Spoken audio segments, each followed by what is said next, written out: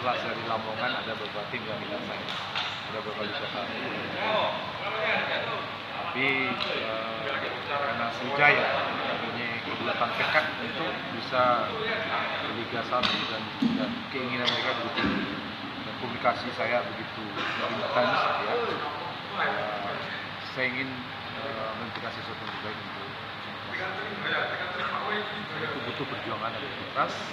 Semua kegiatan saya ini lagi kami sebagai manajer yang telah mendukung saya yang bertanggung jawab ini dari Pak Gubernur, Dirut, teman para wartawan yang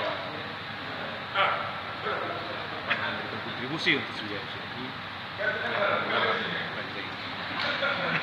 Langkah awalnya ada semua. Tentu saya akan menginventaris pemain yang yang kedua, dengan inventaris pemain itu saya akan mencari pemain yang layak untuk masuk ke tim sesuai dengan kompetensi mereka dan sesuai dengan kapasitas. Dan sebelas itu berapa pemain?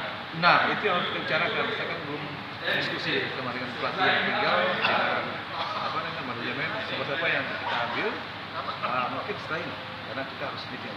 Kalau target tadi sudah dihubungi dan dari Liga 1 nggak? Ada kriteria khusus ya? Gimana? Kan ada kriteria khusus untuk Iya, yang penting mereka layak untuk masuk di apakah di Liga 1 atau Liga 2. Kalau mau layak dapat itu. Itu aja.